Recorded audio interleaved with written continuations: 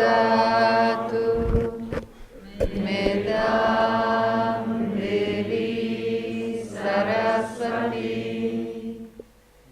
मेदां मे अश्विनाभो आददां पुष्करस्रजाः आप्यायन्तु ममङ्गानि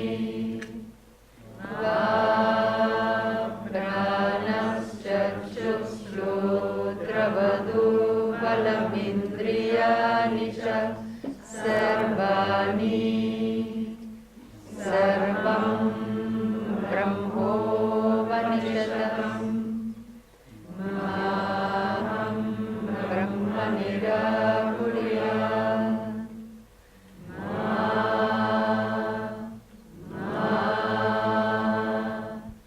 ब्रह्म निराकरोत् अनिराकरणमस्तु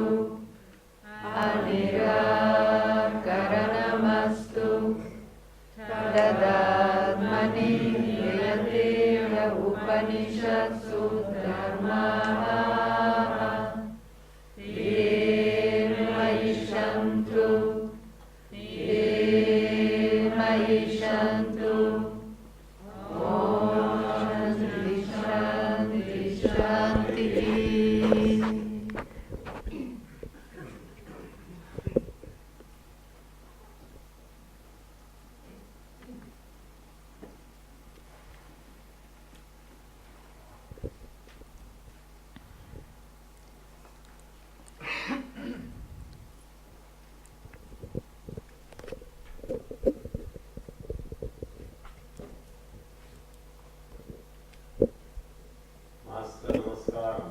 Master Namaskaram. Master C. V. Namaskaram. Master C. V. Namaskaram.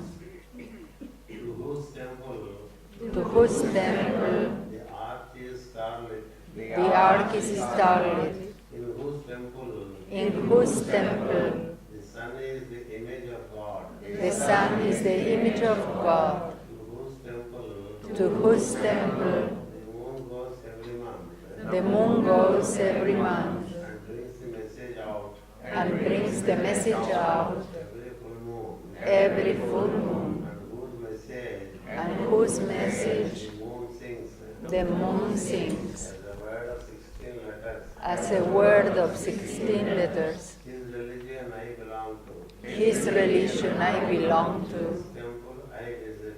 His temple I visit. His name I utter. His name I utter. His glory I live in.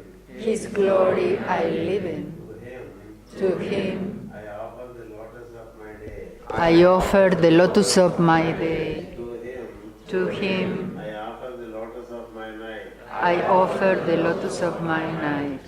In his name In his name we live. we live. In his temple In his temple we live.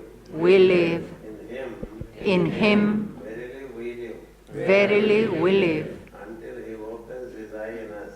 Until he opens his eye in us. In his name In his name he lives. he lives. In his temple In his temple he lives. he lives. In him In him verily verily he lives. he lives. As he opens his eye in us. As he opens his eye in us. Master Namaskaram. Master Namaskaram. Master C. V. Namaskaram. Master C. V. Namaskaram.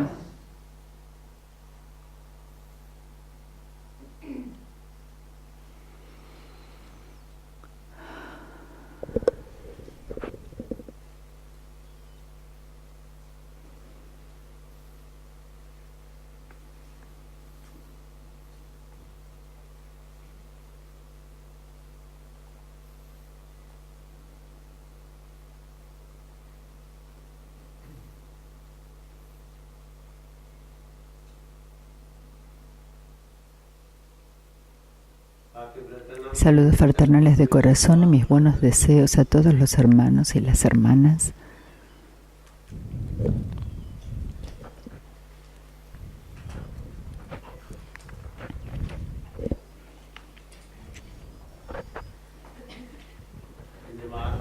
A la mañana, ¿cómo relacionarnos con las luces internas? Las que son una realidad. Cuando la práctica está estabilizada, la luz en el Sahasrara, desde donde se recibe el plan, la luz en el Ajna, donde tenemos la habilidad ser creativos dentro del mundo, y la luz del corazón, donde tenemos el conocimiento respectivo a esto, y la luz reflectada en el Muladhara, donde se recibe el impacto para manifestar, y por medio de esto se ocasionan las manifestaciones diarias. Es así como la columna cerebroespinal, como debemos relacionarnos con la columna cerebroespinal con respecto a sus potenciales. El Sahasrara es el centro de Dios en nosotros. No es el centro del hombre, es el centro del hombre en Dios, de Dios en el hombre. Y desde allí, el hombre en el templo recibe las instrucciones. Es así con todo y cada maestro de sabiduría, que él recibe el plan, en tanto que se relaciona con el Sahasrara. Él recibe la sabiduría relativa y él la manifiesta silenciosamente. Como dije ayer, el silencio es la nota clave. La práctica que hacemos debe ser tan silenciosa que nuestro vecino no sepa absolutamente nada de ella. La construcción del Antakarana es puramente un esfuerzo interno y no debe ser necesariamente compartido, excepto con un estudiante del mismo orden. En este silencio, una vez que hayamos construido el templo, por medio del regularmente relacionarnos con él 3 a 5 veces por día, cuya duración puede ser gradualmente incrementada, se desarrolla un patrón en nosotros,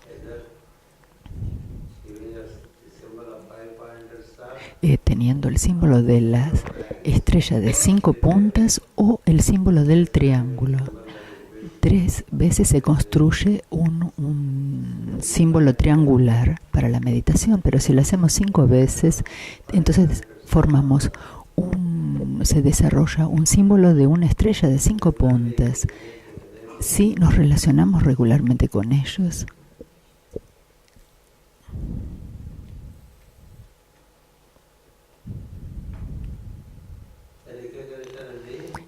esto permite un reconocimiento en el plano angélico. Cuando nos relacionamos regularmente a través de las contemplaciones internas y cuando obtenemos la cooperación de los devas dentro nuestro, por medio de la cual la luz en nosotros se mantiene manifestándose de una forma mucho más tangible. Y como dije también a la mañana, estas meditaciones regulares no son posibles a menos que la vida externa esté bien organizada. Y para organizar la vida externa de forma tal que no nos ate, necesitamos adaptarnos a los ángulos rectos, es decir, los pensamientos correctos, el habla correcta y la acción correcta. Y desde el punto de vista de las escrituras, el pensamiento recto es aquel que está relacionado con el servicio a los otros, con la ofrenda de nosotros mismos a los otros. Solo de esta forma se abre y no de otra forma. Nada se abre por propósitos egoístas. El templo interior no puede abrirse nunca hasta que nos ocupemos con cosas de buena voluntad, es decir, nos ofrezcamos a nosotros mismos, a nuestra noble personalidad, para servir en todo aquello que podamos en la vida circundante. Esta es la nota base donde comienza todo. Si es para propósitos egoístas, generalmente no se abre. Habiéndose abierto por medio de los pensamientos correctos, puede ser que las personas terminen siendo egoístas. Es así como surgen los magos negros. Los magos negros. Inicialmente todos somos hombres de buena voluntad. Son todos hombres de buena voluntad que siguen la motivación de la construcción del templo, pero habiéndolo construido, puede que se tornen egoístas cuando el ego domina al alma. Puede suceder especialmente cuando comenzamos a recibir los regalos de los ángeles. Algunos pueden que obtengan el regalo del habla correcta, de los pensamientos correctos, por medio de lo cual pueden ayudar a la vida circundante, pero en vez de permanecer humildes, uno puede tender a ser orgulloso. Cuando somos orgullosos, después de haber ganado la entrada al templo, personas así se tornan magos negros. Ese peligro existe siempre, pero cuando inicialmente comenzamos el trabajo, si no tenemos la actitud de ofrecernos a nosotros mismos y ofrecer nuestra personalidad a la vida circundante, las puertas del templo no se abren. Así que las puertas del templo pueden ser abiertas por medio de los pensamientos correctos, es decir, que cuando se busca la habilidad de servir a la vida circundante. Con esto podemos comenzar. Quiero servir a mi prójimo de una forma mucho más efectiva y quiero ser merecedor de la vida que me fue dada. Quiero ser merecedor del cuerpo humano que me fue dado. Y asegurarme de que gane la habilidad que necesito. Y para esto me alineo contigo. Esa debe ser la actitud, pero no una actitud de autoagrandecimiento. Solo por promovernos a nosotros mismos no podemos lograrlo con este tipo de pensamientos. Por eso que en todo lugar hay puntos de chequeo, de testeo, de manera tal que cuando tenemos las energías correctas, por medio del ejercicio de los correctos pensamientos y todo lo que dije, que es adaptable a las meditaciones de la mañana y de la noche, si las hacemos solamente para ganar fortaleza y para poder servir más y mejor que antes, para lograr el alineamiento por medio de las plegarias. Las plegarias que buscan, que se hacen para lograr el alineamiento son las plegarias correctas. Las plegarias buscando otras cosas no son consideradas en el ocultismo como plegarias. Las plegarias que se hacen solo para los logros de la personalidad no son plegarias, pero las plegarias para el alineamiento y el trabajo para alinearnos, para poder ganar la fuerza para obtener energías sutiles y divinas por medio de los cuales seremos capaces de realizar nuestras responsabilidades mucho más efectivamente para la vida circundante y por medio de la cual elevar a la vida circundante, porque lo que digamos debe elevar a los otros, las ideas que demos deben causar la elevación de las personas por medio de seguir de estas ideas. El trabajo que realizamos también debe ser para la promoción de la vida circundante. Cuando pensamos para beneficio de los otros, cuando hablamos para elevar a otro. Cada acto que realizamos es cuestión de elevar, elevar y elevar. Y en este proceso cada vez nos alineamos más y más con lo divino, porque lo divino está funcionando para beneficio de todos. Y lo divino se va a alinear con aquellos que también piensan en beneficiar a los demás y no con aquellos que piensan en beneficiarse a sí mismo. Este es el tema básico para la apertura del templo. Por eso es que no todos se les permite entrar en el templo, porque una persona egoísta, si entra en el templo para obtener más poder, más conocimiento y más luz, tiende a aplicarla en la dirección incorrecta. Es así como en la Atlántida fue sumergida debido a que muchos entraron en el templo y más tarde tendieron a estar orientados hacia la personalidad y no hacia el alma. Por lo tanto, lo primero de todo, lo que se intenta es se insiste en la correcta acción y se dice que la acción correcta es el ángulo correcto en el templo, porque un ángulo es también un ángel. Un ángel es un ángel, engel.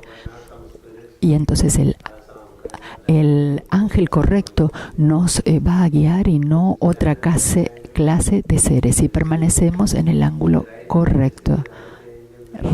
Si permanecemos en ángulo recto, recibimos el ángel correcto que nos dará su cooperación.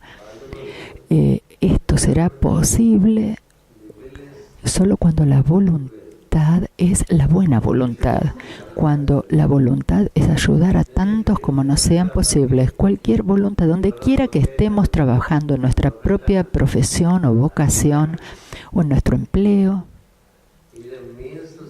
todos ellos son medios para servir a la sociedad. Así debemos verlo. No debemos ver que es un medio para poder llenar nuestro estómago.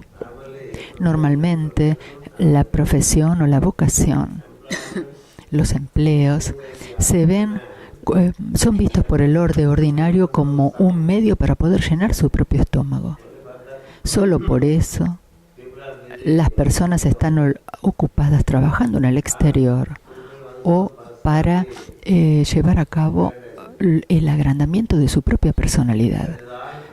Todo estas son actividades relativas al torso inferior, como ya les he explicado.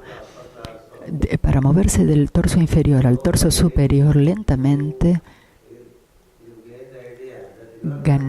obtenemos la idea de que nosotros no somos importantes, sino que el trabajo lo es. Tendemos a ser menos personales y permitimos que el trabajo fluya a través nuestro. Y esto nos conduce lentamente a la impersonalidad, de manera tal que no somos afectados por las alabanzas del mundo. De otra forma, cualquier alabanza del mundo causa el orgullo en nosotros y entonces llega nuestra caída. El orgullo siempre está esperando allí para devorarnos. Todo acto bueno realizado por nosotros, un acto de enseñanza, de curación, de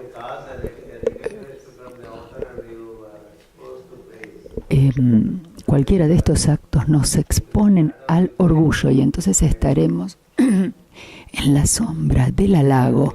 Cuando el orgullo crece, lentamente tendemos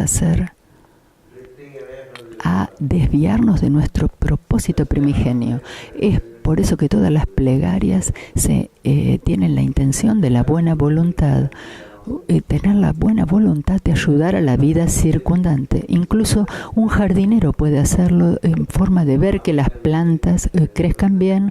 Un granjero puede hacerlos para ver que, teniendo cuidado de que la tierra sea bien cultivada para ayudar a tantos como les sea posible. Sea un jardinero, sea un cultivador, sea un alfarero, sea un carpintero.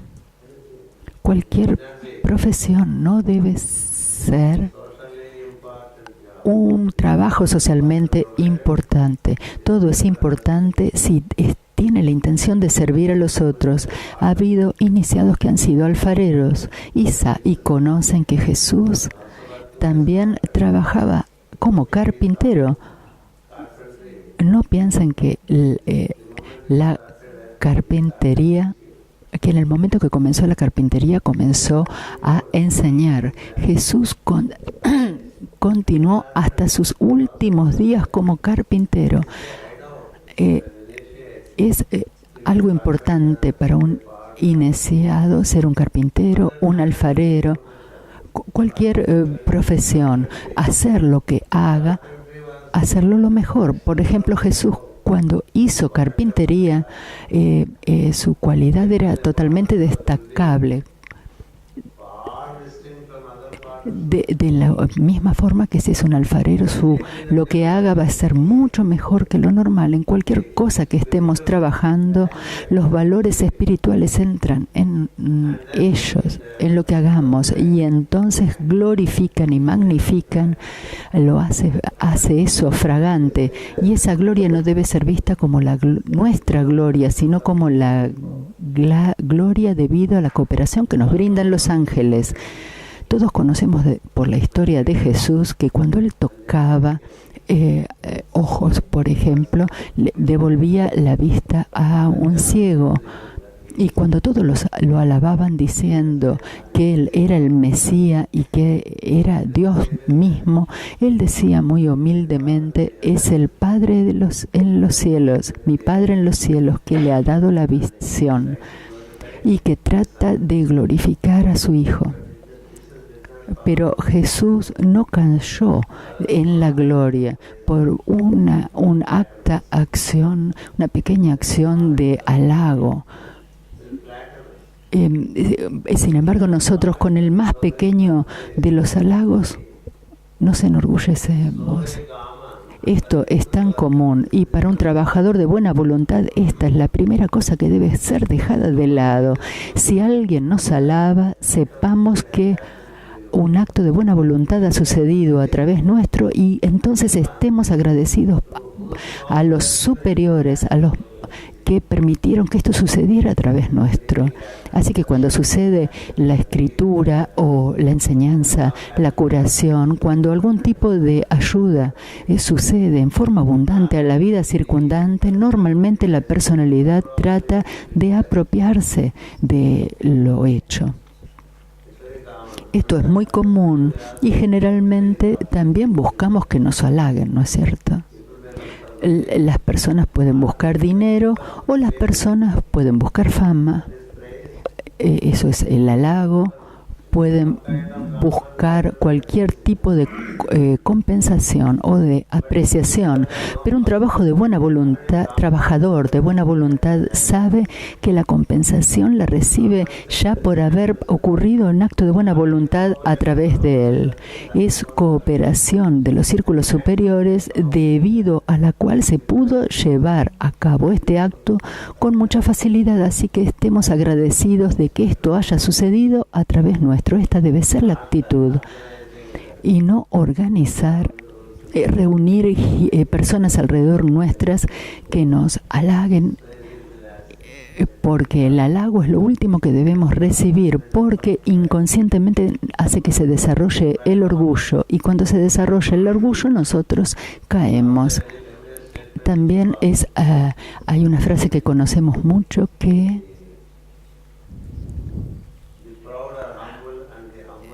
en el reino de Dios el humillado será ensalzado y el ensalzado será humillado. Esto es algo conocido para nosotros. El orgulloso, sí, el que se humilla será ensalzado y el que se ensalza será humillado. Cuando ocurre una actitud en ángulo recto, también surge el reconocimiento. Cuando ocurre este reconocimiento, agradezcámosle a aquel que funcionó a través nuestro. Esta actitud nos va a mantener en un correcto pensamiento, y lo que digamos también va a tender a ser mucho más magnético, en el sentido de que nosotros vamos a ser capaces que en el momento en que pronunciamos algo va a tener la habilidad de la manifestación. Si le hablamos a una persona enferma y le decimos te vas a recuperar muy pronto, esto sucede porque por el poder que llevan las palabras que decimos. Lo mismo con el toque. Es de ayuda. A través de las palabras, muchos pueden ser ayudados si desarrollamos la palabra correcta. Ayer les hablé de arrancar la lengua, ¿no es cierto? Y el corte de la cabeza, es decir, que los patrones anteriores de pensamiento deben cambiar. No podemos pensar de la misma forma como pensábamos antes.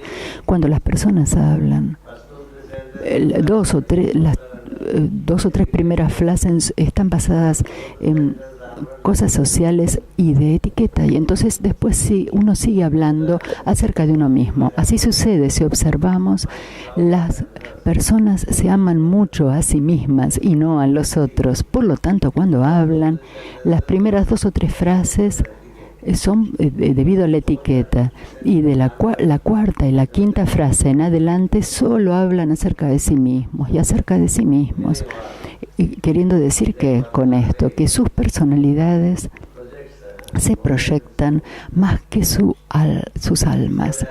El alma tiene la habilidad de esperar, tiene la paciencia, tiene la tolerancia y tiene mucho amor para relacionarse con los otros y para saber más acerca de los otros y de ver más cómo podemos ayudarlos.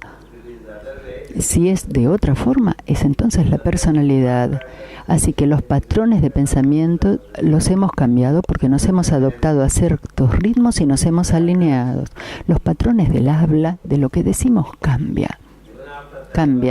Después de 10 o 12 años, si hablamos con la misma cualidad, nada va a ser logrado. Es por eso que decimos que se corta la cabeza y se arranca la lengua, y estaremos más y más a disposición para ayudar a las personas. Esto quiere decir que nuestra mente, nuestros sentidos, nuestro cuerpo y nuestro intelecto, todo está allí para servir a los otros. Esto es lo que se dice arrojar el cuerpo a los buitres. Es decir, que va a haber más y más demanda de ayuda y más responsabilidades. Es por eso que esta frase debe ser siempre notada si uno quiere trabajar en construir su propio templo. Como dijimos ahora en la meditación, es el templo que está cerrado al mundo material. Vemos, por ejemplo, que a veces encontramos algo que está oculto en la tierra. Cuando movemos la tierra, a veces encontramos estructuras muy bellas que ya estaban allí. No quiere decir que las hayamos construido. Nosotros no construimos el templo, sino que eliminamos la materia que ha ocultado completamente al templo, y en tanto que la materia extra es removida, la luz se logra la luz ya dentro nuestro. Es así, por ejemplo, ¿cuántos metales ha encontrado la gente en la tierra? Oro y cuántos otros metales. Lo mismo ocurre con este cuerpo de carne y hueso. El templo puede ser encontrado si no pensamos acerca de nosotros mismos, sino que pensemos en beneficio de los otros. Todos los ángeles trabajan no para ellos, sino para nosotros. Es decir, para los hermanos menores, es decir, para los humanos, los animales, las plantas y los minerales. Los ángeles no trabajan para sí mismos. Para ganar su cooperación, debemos también demostrar que nosotros también trabajamos emulando a los ángeles. El sol brilla no para sí mismo, sino para nosotros. La luz de la luna no es para la luna, sino para los seres terrestres. De la misma forma, todas las energías planetarias que son transmitidas para ellos mismos no ganan nada, sino que han ganado el estado de la ofrenda eterna. Lo mismo pasa con los iniciados, que ofrenden sus pensamientos, sus palabras y sus obras, y consecuentemente desde dentro se abren. Es así que estas tres dimensiones de pensamiento, palabra y obra, más en términos de beneficio de los otros y menos en términos de nuestro propio beneficio, es la elegibilidad para la apertura del templo. Una vez que entremos en el templo, más y más impersonalidad nos llega, más y más impersonalidad. Cuando esto ocurre en nosotros, más y más la naturaleza nos glorifica. Esta es otra dimensión. Es como una madre que habla de su hijo. Mi hijo es así, mi hijo es así. De la misma forma, la naturaleza puede que nos llegue el halago, la reputación y la fama, pero no debemos tomarla porque estamos entretenidos en realizar mucho más trabajo. Es por eso que se trabaja más y más en la luz, y entonces por eso los tres ángulos rectos pulen las limitaciones de la personalidad. La personalidad, que es la prisión para el alma, lentamente pierde su aspecto de limitación y de condicionamiento, tanto más que trabaje para beneficio de los otros, es porque en el proceso nos olvidamos de nosotros mismos. La impersonalidad es la nota clave para el alma, para que el alma monte a la personalidad. La prisión para cada uno de nosotros es nuestra propia personalidad, y no nos permite crecer en tanto y en cuanto promovamos la personalidad. En vez de promover la personalidad, tratemos de promover a lo divino en nosotros por medio de relacionarnos con él. El alma, relacionándose con lo divino, va a permitir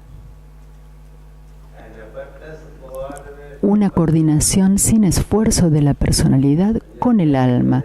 Cuando nos relacionamos con el superior, con lo superior, aquel que es un producto de nosotros, se relaciona con nosotros mejor. Cuando no nos relacionamos con aquel del cual hemos emergido, aquello que emerge de nosotros no coopera con nosotros. Es así de sencillo. Como es arriba, es abajo. Como es arriba, es abajo. No nos orientamos a aquel del que hemos provenido. Así, ¿por qué la personalidad va a orientarse a nosotros? Hace lo mismo que nosotros hacemos con nuestro predecesor, nuestro superior o nuestro padre. Esto es lo que se dice simbólicamente en las Escrituras. Si no obedecemos a nuestro padre, no esperemos que nuestro hijo nos obedezca a nosotros. Si no obedecemos a nuestro padre, no esperemos que nuestro hijo nos obedezca. Cómo nos relacionamos con nuestros padres retornará a nosotros en la forma en que nuestros hijos se relacionen con nosotros. Esa es la ley. De la misma forma, cuando el Hijo no se orienta al Padre en el cielo, el producto del Hijo, es decir, la personalidad, el hombre objetivo, el hombre externo, no va a cooperar con el hombre interno. Así que cuando el hombre externo y el hombre interno no están en cooperación, existe el conflicto. El hombre interno tiene ciertos propósitos para lo cual desarrolló al hombre externo. Si el hombre externo no es obediente a nosotros, porque nosotros no somos obedientes a aquel del que hemos provenido. Es por eso que las Escrituras hablan de 3 personas en una, 3 personas dentro de una persona. El hombre externo, que es la personalidad siempre cambiante. El hombre interno es el alma eterna, que es un descendiente del alma universal. Y el alma universal es eterna, el alma es eterna y la personalidad es mutable. Cuando nos relacionamos con el alma universal y funcionamos en sintonía con el plan, nuestra personalidad comienza a cooperar. De otra forma, nuestra personalidad siempre nos deja de lado, en tanto y en cuanto nosotros dejamos de lado al espíritu. No podemos llamarnos espiritualistas, al menos que nos relacionemos con el espíritu en nosotros y llevemos a cabo el plan del espíritu. Existe el espíritu en nosotros, porque dentro del alma está el espíritu. El alma es el sobre del espíritu, de lo que llamamos Dios en nosotros, y el alma en sí misma es el sobre de la personalidad. Es por eso que dentro de la persona hay otras 2 personas. Es así como le damos esas muñecas, como las muñecas rusas a los niños, y si las abrimos encontramos otra muñeca dentro, y si abrimos nuevamente esa muñeca encontramos otra muñeca dentro, de forma humana. Esto es solo para demostrarles que somos 3 en 1. Está el espíritu en nosotros, que es Dios en el hombre. Nosotros estamos allí como almas y tenemos una personalidad. Así que los 3 deben alinearse. Cuando nos internalizamos lo que hacemos, estamos tratando de alinear al hombre externo con el hombre interno. El hombre externo debe alinearse con el hombre interno, no es de la otra forma. No es que el hombre interno se alinea con el hombre externo. ¿Quién se debe alinear con quién? El producto debe alinearse con su fuente.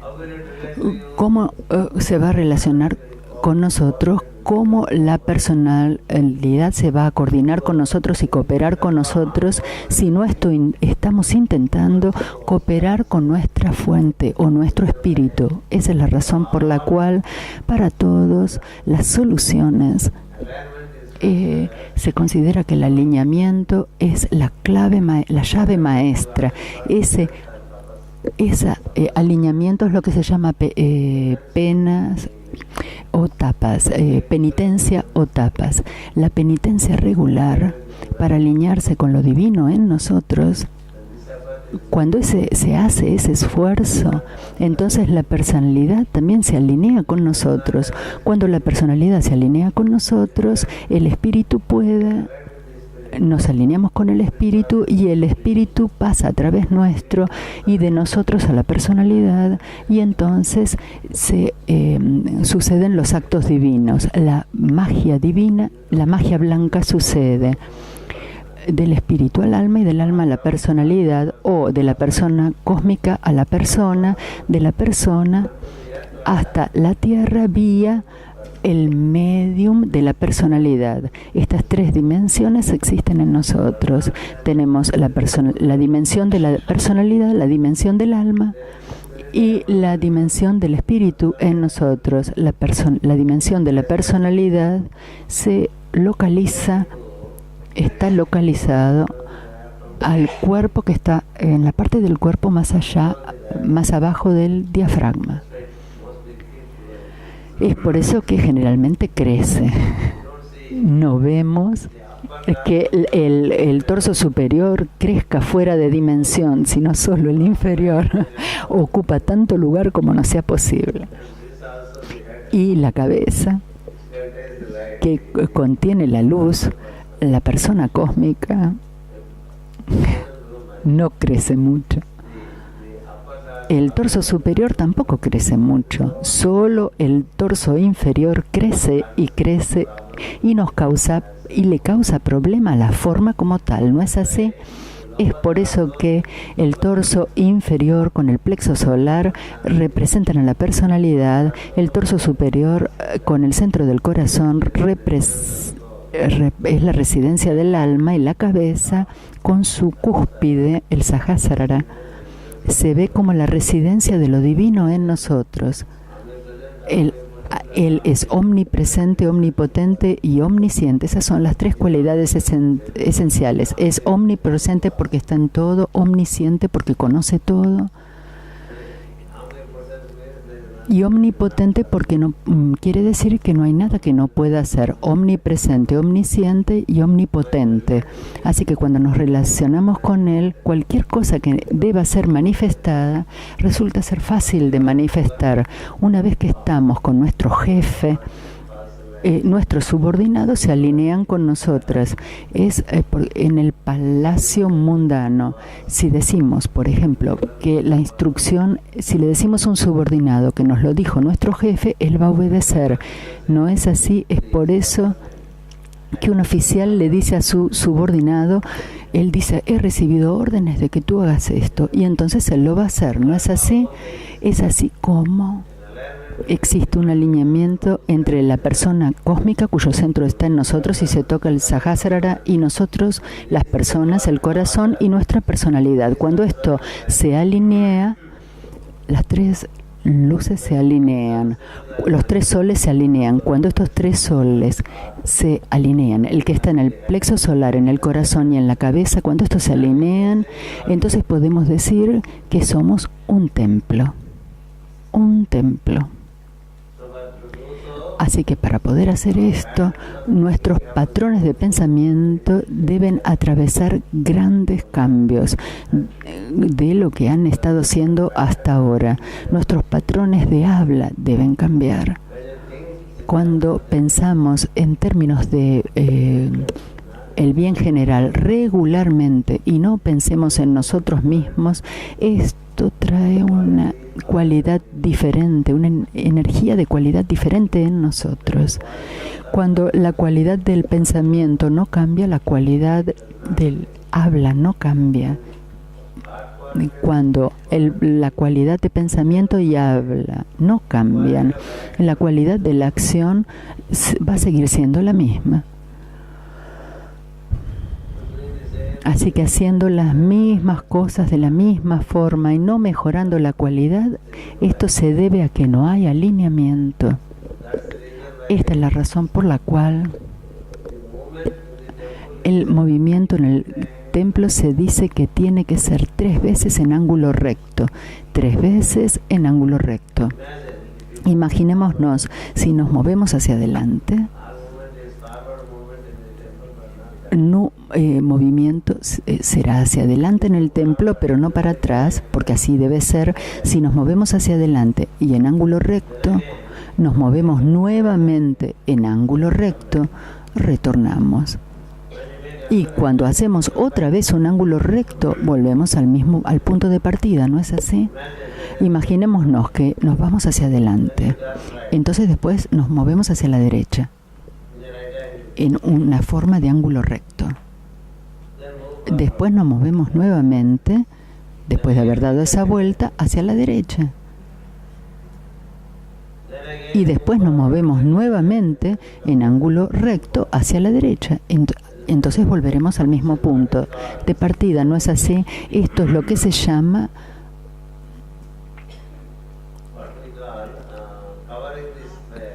cubrir el cuadrado o cubrir el cuadrado o la neutralización del cuadrado, solo por el correcto pensar, el correcto hablar y la correcta acción, es decir, la buena voluntad en los 3 niveles. Cuando esta está establecida en nosotros, entonces aclaramos o limpiamos el cuadrado. El cuadrado quiere decir la vida objetiva y el trabajo, el mundo objetivo. La mayoría de nosotros viven la objetividad, ¿no es así? La mayoría de nosotros está maniatado por la vida objetiva.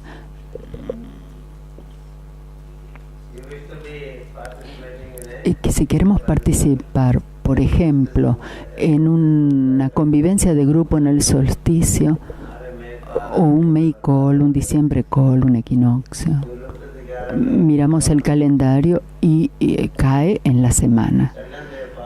Muy rara vez cae en los días feriados, ¿no? Los días, estos días que son de fiestas, de alineación con lo divino, no tienen que caer necesariamente en los fines de semana. Así que cuando es en el medio de la semana no podemos estar presentes. ¿Por qué? Porque estamos estancados en la objetividad. Para cualquier trabajo de buena voluntad que nos gustaría hacer, tenemos tantos y tantos obstáculos que son creados por la vida objetiva. Queremos,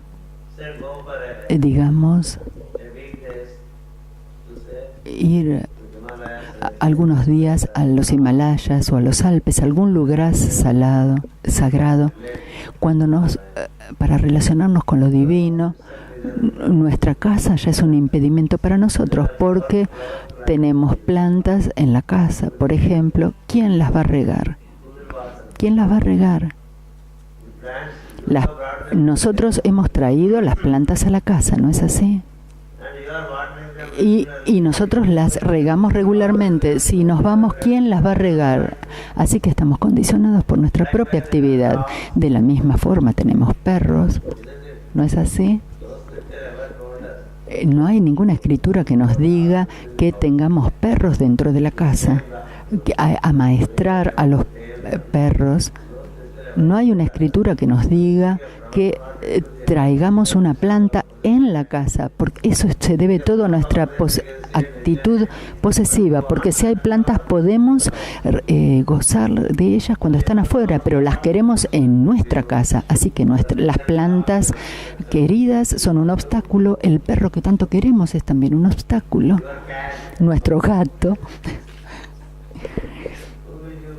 ¿Quién le va a dar leche al gato? ¿Quién va a cuidarlo? El perro puede que se arregle solo, pero el gato no, es muy demandante. Incluso cuando volvemos a la casa, el perro se olvida de todo lo que sufrió y nos salta lleno de amor, pero el gato se queda en una esquina y espera que vayamos a él y lo acariciemos. Así son los gatos. Así que los gatos en casa, los perros en casa, las plantas en casa, oro en casa, dinero en casa, cosas preciosas en casa nos maniatan a la casa. Nuestra profesión, no tenemos días porque lo usamos para salir de vacaciones, ¿no es así? ¿Por qué no planeamos nuestras vacaciones en los días que son de las convivencias de grupo? ¿Por qué no hacemos las vacaciones durante los días de la convivencia? No, debemos tener vacaciones, ¿no es así? Y cuando gastamos los días de las vacaciones, los días libres en las vacaciones, no podemos venir a las convivencias de grupo. Si no, podríamos asistir a todas las convivencias de grupo que quisiéramos.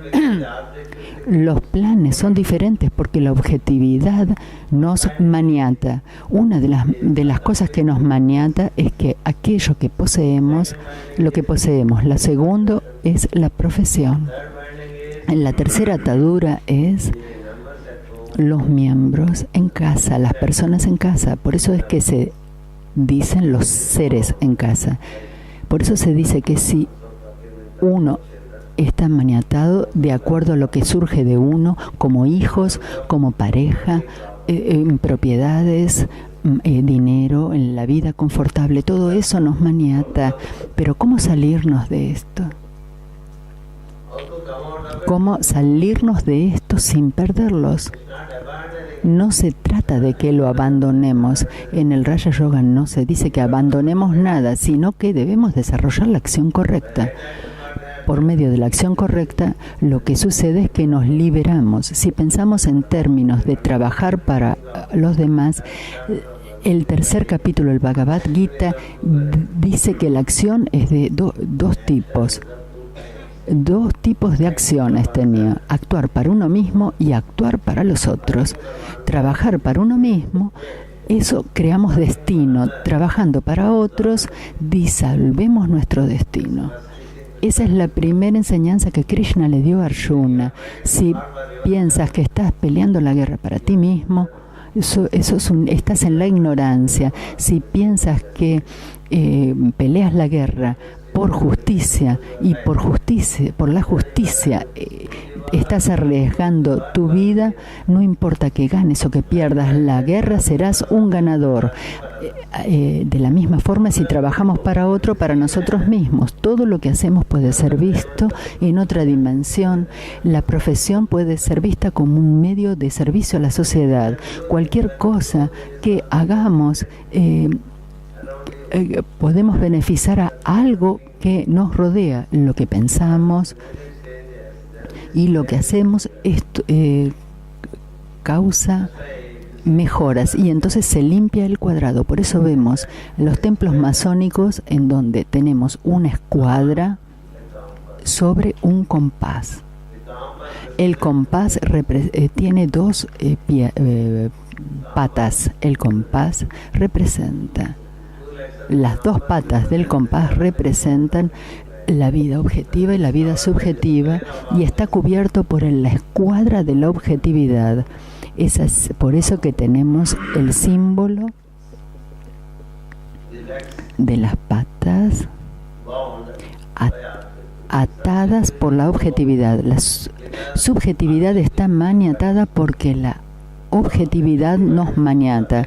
La objetividad nos maniata, la subjetividad también, entonces estamos maniatados por las dos patas.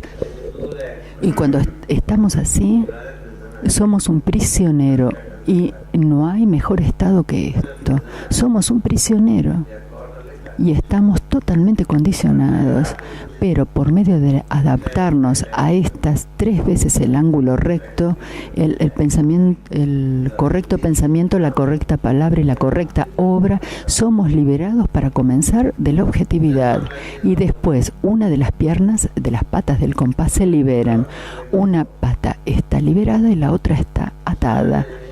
Esta ya es una iniciación en los templos masónicos. Después nuevamente se libera la segunda pata cuando somos capaces de orientarnos más y más entre el Ajna al Sahasrara.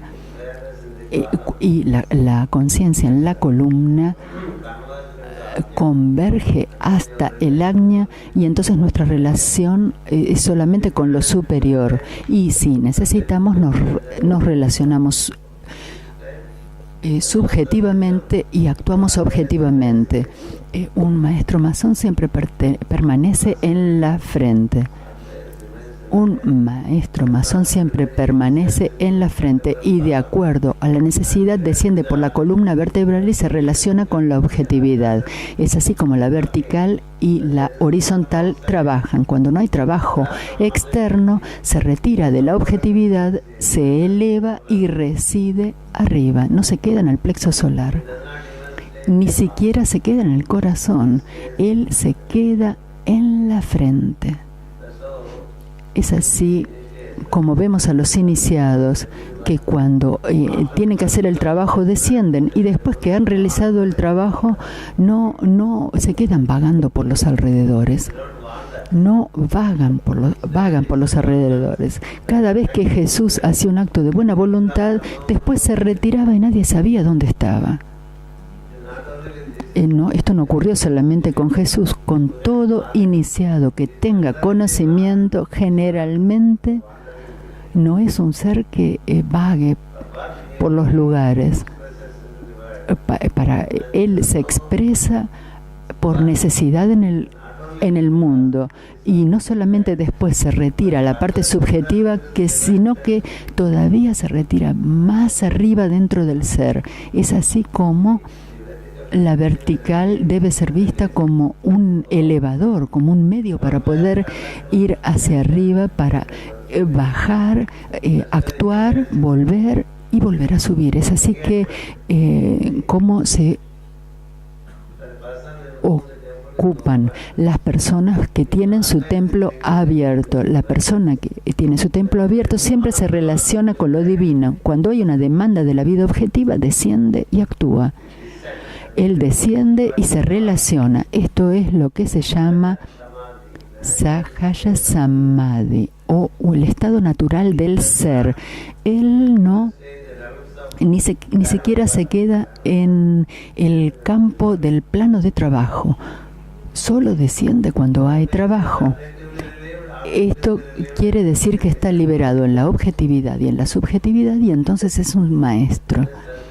Uno es considerado un maestro cuando está subjetivamente liberado, es decir, que no se ocupa de los esplendores del ser interno, que en los números, los símbolos divinos, los colores, los sonidos, hay una parte divina del ser donde tenemos tantos en ángeles que se nos vienen al encuentro. Incluso esto no es importante, sino estar con el Padre. Cada vez que se hace el trabajo, por ese día, Él dice: ahora he concluido y debo elevarme y volver a mi Padre.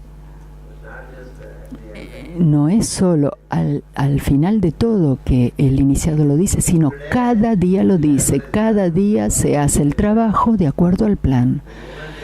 En el momento que el trabajo ha terminado, ¿dónde debemos retornar? A nuestra casa. ¿Dónde está nuestra casa? En tanto que le concierno a un iniciado, su casa está en el Agnya, relacionándose con el Sahasrara. Nosotros también volvemos a casa después de realizar cualquier trabajo, y la casa en la que pensamos es una casa de cemento y ladrillos, pero la casa en la que piensa un iniciado es la casa de luz, y él preside sobre ella, no está en ella. No se queda en el cuerpo dorado ni en el cuerpo diamantino. Él está en el techo de todo esto. Esto es lo que quería decir Jesús cuando decía: el Hijo de Dios no tiene lugar donde apoyar su cabeza. Es decir, que no cree en estar en una casa. Casa significa no solamente la casa que construimos con muchísima pasión. Él no vive en ella. Conocen los eventos de la vida de Jesús, donde se lo invitaba a descansar en una casa. Él le dejaba el grupo que morara en la casa, y él se iba a dormir bajo el cielo. Si lo invitaban, él decía: el Hijo del hombre no tiene lugar donde apoyar su cabeza, no tiene techo, porque el techo es un obstáculo. Entonces, el techo de una casa es un obstáculo, el techo del cuerpo de carne y hueso es un obstáculo, el techo del cuerpo de luz dorada es un obstáculo, y el de la diamantina también. Ellos abandonan todas las casas y se quedan con lo divino. Estas personas se las llaman estar en estado natural de Samadhi. Cada vez, de acuerdo al lugar y al tiempo, descienden y retornan a su estado. Ese debe ser el propósito.